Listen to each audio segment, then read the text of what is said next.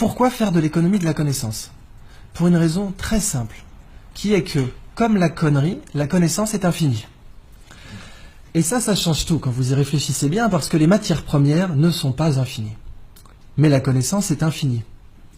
Si nous basons notre croissance économique sur les matières premières, eh bien, il y a une contradiction mathématique inévitable entre croissance infinie et matières premières finies. Mais si nous basons notre croissance économique sur la connaissance, eh bien, il n'y a plus de contradiction entre croissance et croissance infinie et connaissance qui est infinie aussi. L'économie de la connaissance est très particulière en ce sens qu'elle est régie par des lois différentes de l'économie des matières premières. Ces règles sont très simples. Il y en a 3, 2 bonnes nouvelles et une mauvaise nouvelle. La première règle, c'est que les échanges sont à somme positive. Qu'est-ce que ça veut dire? Si je vous donne 20 €, ils ne sont plus à moi. Mais si je vous donne de la connaissance, elle est encore à moi. Là, je vous donne de la connaissance, a priori, quand je vais sortir de cette pièce, je ne serai pas plus bête qu'en y rentrant. Alors que si je vous donnais 20 € à chacun, je serais moins riche. Donc, quand on partage un bien matériel, on le divise. Quand on partage un bien immatériel, on le multiplie. La deuxième règle de l'économie de la connaissance, c'est que les échanges ne sont pas instantanés. Ça, c'est une mauvaise nouvelle. Transférer 20 € ou 20 millions d'euros, c'est instantané, c'est une signature sur un chèque. En propriété, les transferts de propriété sont instantanés. C'est même pour ça qu'aujourd'hui, on a du trading haute fréquence, dont la limite légale est la nanoseconde, ce qui veut dire qu'on a le droit de faire 1 milliard de transactions par seconde. Mais la connaissance, il n'y a pas de trading haute fréquence dans la connaissance. Cette conférence, elle prend du temps.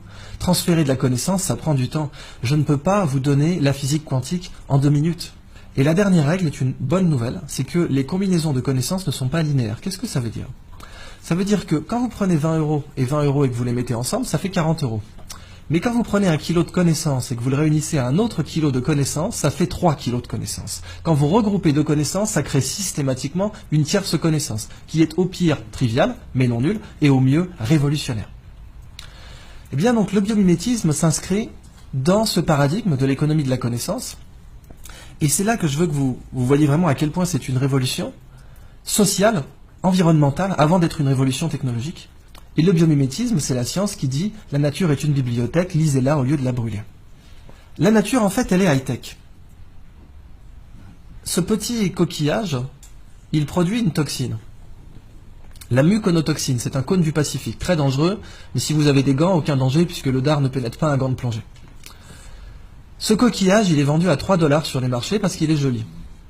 C'est vraiment pour moi la représentation du fait qu'on brûle la nature au lieu de la lire, parce que vraiment, 3 $ le coquillage, c'est une des utilisations les plus débiles qu'on pouvait faire de ce coquillage. Avez-vous une idée du prix de sa toxine au kilo? Sachant que la demande mondiale est supérieure au kilo. 1 kilo d'or, on va prendre ça comme étalon, 1 kilo d'or c'est 30 000 €. 100 000, donc 3 fois l'or. C'est plus. Elle est très utilisée en neurotechnologie, elle permet de faire des neurotechnologies avec un niveau de détail incroyable, donc c'est des nanotech, neurotech, elle est aussi utilisée en neurochirurgie, etc. Très grosse demande mondiale qui ne fait qu'augmenter. Je vous laisse faire le calcul, 800 $ le milligramme. Ça nous fait du 800 millions de dollars le kilo. L'or et le platine, c'est du terreau de jardin en comparaison. Ce qui est dingue, c'est qu'on les vend à 3 $ le coquillage. Et il est en voie d'extinction à cause de ça. La crevette menthe religieuse. Alors elle, c'est la crevette de tous les records, quoi. Cette crevette peut vous péter une main ou un bras. Elle est grande comme une langoustine. Il y en a 400 espèces dans le monde. Et vous voyez ici, elle a des petits marteaux là. Un peu comme des marteaux à fruits de mer, pour casser des tourteaux. Et c'est justement ce qu'elle fait. Elle casse des crabes avec. Seulement quand elle envoie son marteau pour casser un crabe, elle lui donne l'accélération d'une balle de fusil d'assaut. Si nous on était capable d'envoyer une balle de baseball à 1/10 de cette accélération, on la mettrait sur orbite. Ce marteau casse évidemment un aquarium blindé, puisqu'il a l'énergie cinétique, il aura la vélocité finale d'une balle de fusil, mais il a une masse supérieure. Évidemment, si vous l'arrachez, il repousse, parce qu'après tout, pourquoi pas. Cette crevette, quand elle envoie son marteau, il se forme des étincelles sous l'eau. Ça va tellement vite que vous avez des étincelles. Et ces étincelles, on les a mesurées à 22 000 Kelvin, c'est la température à la surface du Soleil.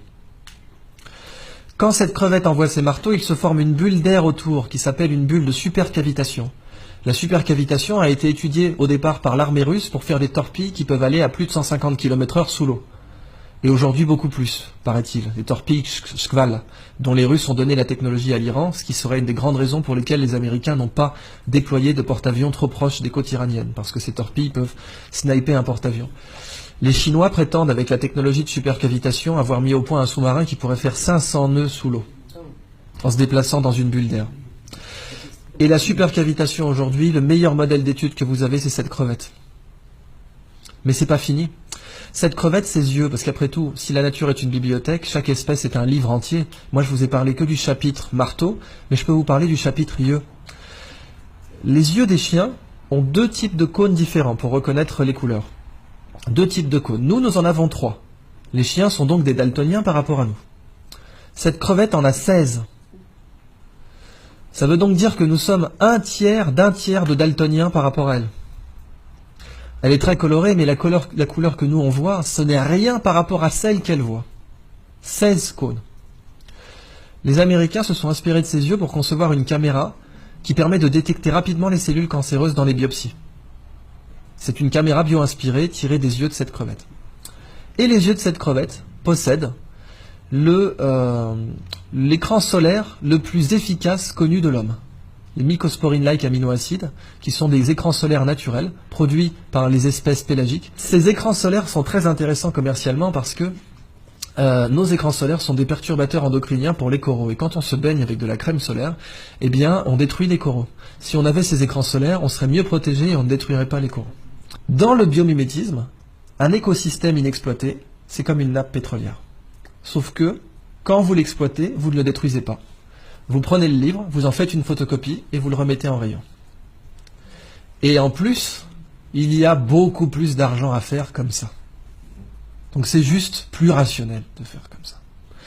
Alors voilà donc la fin de ma présentation sur le biomimétisme. Je vous donne simplement un épilogue pour vous parler de la Blue Economy, qui est l'application du biomimétisme à l'industrie. Et la Blue Economy, c'est une 3e histoire que je ne développerai pas, mais dont je vous donne simplement l'incipit, qui est imaginer un monde sans déchets. Imaginez un monde où la prochaine fois que vous verrez un déchet, il faudra emmener vos enfants au musée. Regarde maman, une canette de crocs. C'est fou ça. Ce monde, on sait qu'il n'existe pas aujourd'hui. En fait, il existe, c'est la nature. Quand les feuilles tombent des arbres, on n'organise pas un système de ramassage. Dans la nature, les déchets n'existent pas, parce que la nature produit en cycle. Mais nous produisons en ligne. Et du coup, nous sommes la seule espèce aujourd'hui qui produit des choses dont personne ne veut. Et quelque chose dont personne ne veut, ça s'appelle un déchet. C'est la phrase de Gunther Pauli, ce n'est pas à la nature de produire comme nos usines, c'est à nos usines de produire comme la nature. Et si nous faisons comme ça, nous serons non seulement beaucoup plus rentables, mais en plus il n'y aura plus de déchets.